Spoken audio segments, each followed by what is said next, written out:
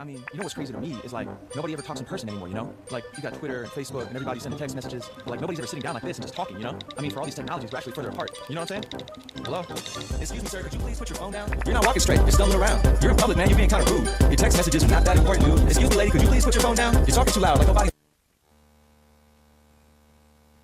I'm never gonna be able to provide my wife with the life that she deserves. If I had more.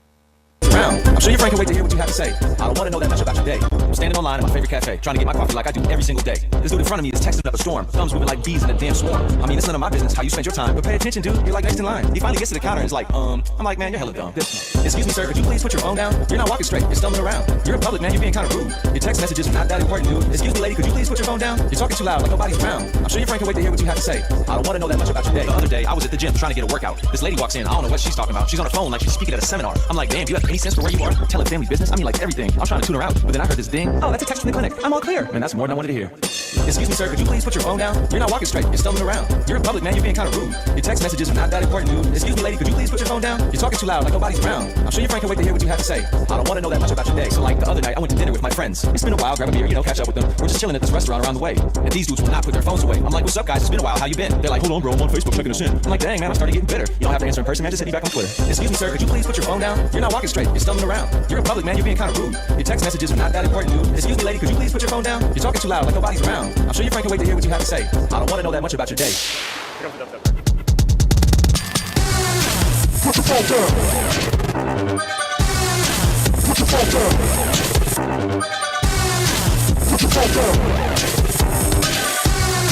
Put your phone down. All right. So, I hope that some people in the class could guess why I played that song.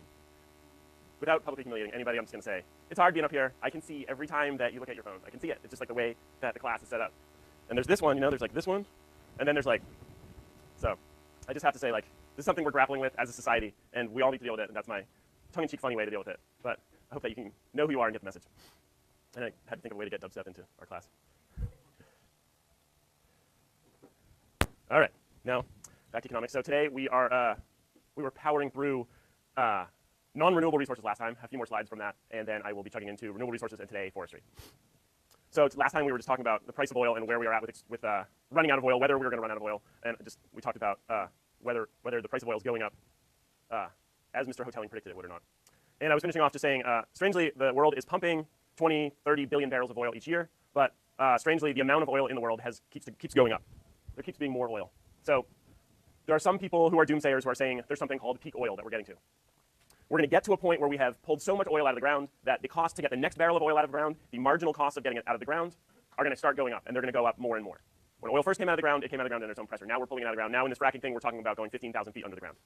More energy to get each barrel out, less is available.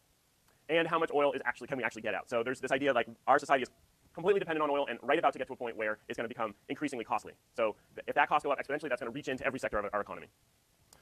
So there's the doomsayer people who say if we get to this peak oil problem, it's going to cause chaos. It's going to cause wars, more wars. We currently have a certain level of wars over oil and will increase the amount of fighting over resources. People will get displaced. The economists who have seen things like this before would say it's just going to get incorporated into the evolution of our economy. So we have a price path that's fixed in, and we have technological change. At certain technological changes, there's chokes, prices, there's backstop technologies. We'll be able to integrate it in. But to bring this back to this question of carbon, where we really need to be thinking about is peak carbon. Is there some point that we get to the point of human history where the amount of carbon that we produce takes a turn? And that's a big question. So if this is oil production, just for example, we're somewhere up here, and then will oil production tail off? And this is where we run out of resources and it becomes increasingly costly to get the oil out of the ground. If we were to believe the estimates from the natural gas industry or the fracking people, they would say, this is the amount of natural gas we have going into the future. So different people make different estimates, and the people that make estimates in favor of gas and oil make quite positive estimates because they want us to be on the path of dependence of oil and natural gas. And finally, if we think about some normal path that we're on, eventually we're going to run out of oil. We're going to have to switch to other things. But what's the pathway? Say this is your lifetimes here, right? This is the future of your life. And what's going to happen with carbon? So there's some chance that the United States is already peaking with carbon. The energy intensity of a unit of GNP, of a unit of each population, of each member of the population, is basically as high as it will ever be, and it will go down slowly, right? So we'll move into renewables. We'll get more energy efficient. We won't, if this is carbon per GNP, which we can talk about in a later lecture, carbon per person. And this, let's say, is oil. The problem in the world is that there's other countries of the world. We are at like the highest level of any country in the world in carbon per person or carbon per unit of output. There's other countries who are still on this pathway throughout their lifetime. They will be going up. Let's say India and China, not to single out any countries. Their carbon footprint is only going to go up. And how much can we change that? The other thing that we need to think about peak oil, peak carbon is what the IPCC, the scientists who are dealing with climate change, say is that we don't have that much time. We have 15 or 20 years to keep putting this much carbon into the atmosphere. We need this peak carbon curve to actually look like this. And sometimes that's what we're arguing about. And we'll talk about this in the carbon lecture, is which pathway are we going to be on? And how many billions of dollars or trillions of dollars is going to take us to get off of this peak carbon pathway to this peak carbon pathway? So what investments can we make now that steer us? What's important when we think about these charts is these are rates, right? This is the rate, per year rate. So when we, in all of our graphs under a rate with time, this is a volume, right? And the thing with carbon, it's accumulating. So this is the volume of carbon we're still going to throw into the atmosphere. So the United States could get to peak carbon now, but it's trickling down slowly, and the volume of carbon it's still going to throw into the atmosphere is ginormous. So what's the amount that we can get on the steeper slope and make the chunks we're throwing in the atmosphere every year smaller and smaller? We'll talk about this more when we go to the carbon section, but I wanted to finish up from the resources part. Today we're mostly going to talk about our national forests, do a little bit on forest economics, and then some other environmental issues in forestry. So a big thing of forests in the United States, a lot of the United States is forests, a lot of California is forests, a lot of the total land area. We have a bunch of issues that we have private forests and public forests. And how we manage them is different, and how we manage the multiple attributes of a forest on private versus public land is different. So the other thing is that there's multiple use. So the forestry models are about board feet. But you know, we have wildlife, we have recreation, we have drinking water, we have water resources for agriculture. We have a whole bunch of different things coming out of our forests.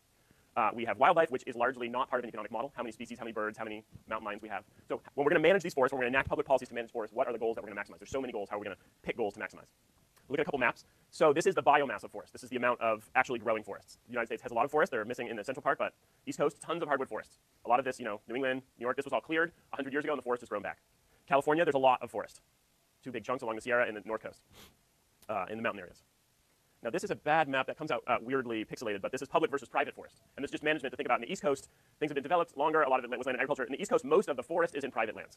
And a lot of the forestry happens here in the Southeast, and you can see it's almost all private lands. The light green is the private. I'm looking in the wrong place.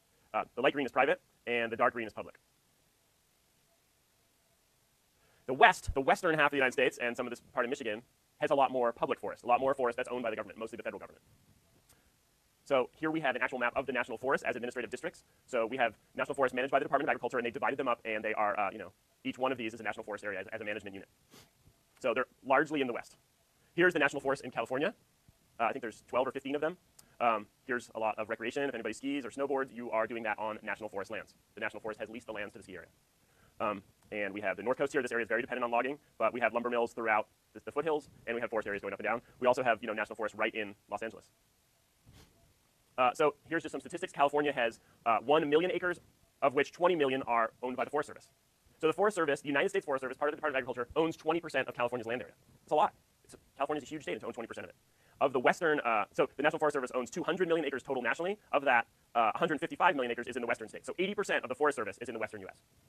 So it's largely a problem of the western United States.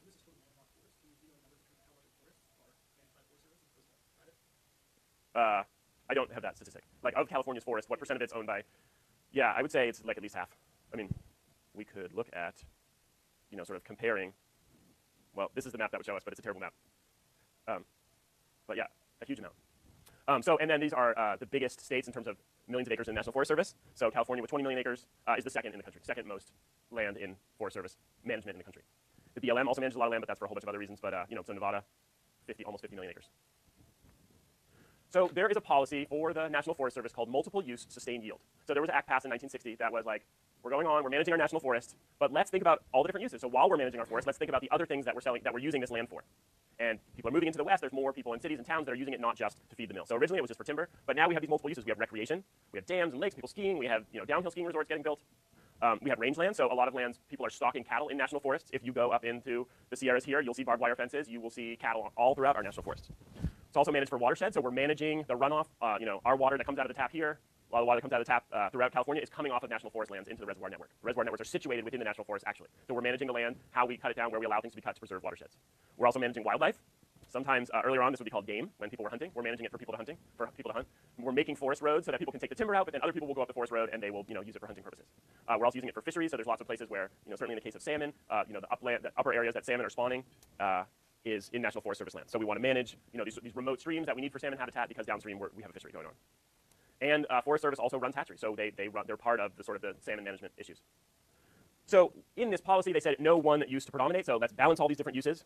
Like many of the environmental legislation I talk about in this class, so the way somebody originally wrote it, they said, oh, let's have a high level of annual output. This is lots of board feet. Let's, you know, keep cutting a lot. but let's not impair the productivity of the land for all these other uses. And let's have use for wildlife and game and other things without impairing the productivity to keep growing more board feet. So like the Endangered Species Act, other acts were like they originally wrote it to say like, oh, let's just do a little bit better job. Let's just manage the environmental attributes. But then over time, the other uses became stronger and started to litigate for their rights as well. So there's some different eras, and we're basically in a new era for National Forest Service management. In the post-war era, World War II to the 1970s, the West was opening up, fuel was plentiful, big industrial tools were getting built. There was lots of land to cut, and the U.S. Forest Service had lots of autonomy to like bulldoze roads, cut more lands, feed mills. More mills were getting built. As we talked about, in the middle of the 1970s, a whole bunch of environmental legislation gets passed. It takes a little while for that environmental legislation to have teeth and for people to start protecting environmental attributes on these public lands. And then in the 80s and 90s, there's a whole bunch of fights that start over the Endangered Species Act and a few key species that drastically interact with the management of our public lands. I talked about this a little bit, the spotted owl, the marbled murrelet, and these are two bird species that need a whole lot of land, a whole lot of old-growth forest land, as we talked about last time, and their habitat gets listed under the Endangered Species Act. So we need to manage the habitats of these endangered species, still have enough land to grow and reproduce and have their habitat. So currently, the Forest Service has a lot more emphasis on managing the stock of their forest, not just managing how much they can pull out every year. So let's manage how much forest we have so that we can have a sustainable yield. So it's a different perspective on what forest you have standing.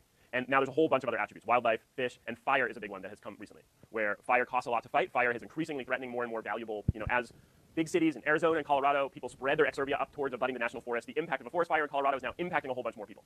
And same in Southern California. People have built houses up these canyons, their ranches going up the canyon. So the next national forest fire there's a lot more resources brought to bear. So they're trying to manage it for fire management now. So this is just showing, here's World War II, Forest Service created, turn of the century, they're cutting only at a certain rate. After World War II, boom, this is the story of many things after World War II. Just incredible expansion, incredible amount of growth, bulldozed roads, mills built, a lot of board feet are harvested. Then after these environmental regulations get into place, there's sort of a plateau of yield, and now we're in a new phase that has endangered species, halting a whole bunch of logging in the 1990s, and now there's new management plans. So new ways to manage the forest that takes into account how much forest we have and how much we can sustainably take off it. So we're in this new era here. It's kind of plateaued at a new rate that's a lot lower. That's so at 2 million board feet coming off of federal lands, we're back to the level of just before World War II. So the goals for forests. So what are the goals for the managers of the forest? So first of all, they're inputs to other industries: wood and pulp, paper and construction materials. Right? Pulp, paper, newspaper, books, publishing, cardboard, a whole bunch of things get made from wood pulp. And also just wood. It's one of the main inputs into the construction industry. Construction industry employs tons of people. It's considered as a major indicator of the economy as a whole. The Forest Service is also managing things to keep things steady for jobs. So small, rural, western towns that depend on mills and basically depend on the profits coming from mills to sort of feed these local economies. And you want that to be steady. You want to be a steady supply feeding these mills so that it can't just fluctuate. You can't move mills around. You can't move people that live in these rural towns around. So some sort of steady supply of people working in forestry. Then we have a whole bunch of recreation goals, and these sometimes can be different, whether it's fish and game in terms of having people take species, or how beautiful is it for people to drive by. People want some scenic. You go to Oregon, you want to be able to go see some beautiful natural forest, recreate there. You have hiking trails and sort of management for non-mechanical enjoyment of recreation. So some of these multiple goals go together. So the more that you can harvest, the more roads you can build. If you build the roads right, you can get public access into remote areas. People can hunt more. If there's more clear cuts, more deer can live in the clear cuts. There's more game for hunting. So there's a whole bunch of management strategies that give you multiple goals, but it's hard to meet all the goals. There's been one big change that is the Forest Service designated some areas as wilderness. So the Forest Service usually had, they had these ranger district management of natural forest districts. I showed you that they're smaller districts with, tens of thousands of acres or hundreds of thousands of acres. And then within that, they would designate certain areas that were more remote for wilderness. Now in 1964, there became a federal way that the federal government, as part of management, can designate whole huge areas as wilderness areas. And they restricted what can be done on those areas. No mechanized machinery, no logging at all, no letting cattle in, and really, really importantly, no road building. Road building is what opens up, the economic potential of the land in terms of harvesting, and it opens up a whole bunch of different kinds of multiple use. So no road building limits drastically whoever gets there and what future economic use it will have. So here's a map of California's wilderness areas. If you do backpacking or recreation, most times you're going to wilderness areas. This is the High Sierra here. So what's also interesting, if you think about wilderness areas, it's almost always mountain peaks. It's a lot of places that logging trucks never would have got. In California, if you get up there, it's sort of bare granite peaks that there's not really anything to cut anyways. So in some ways, it's a little funny where they basically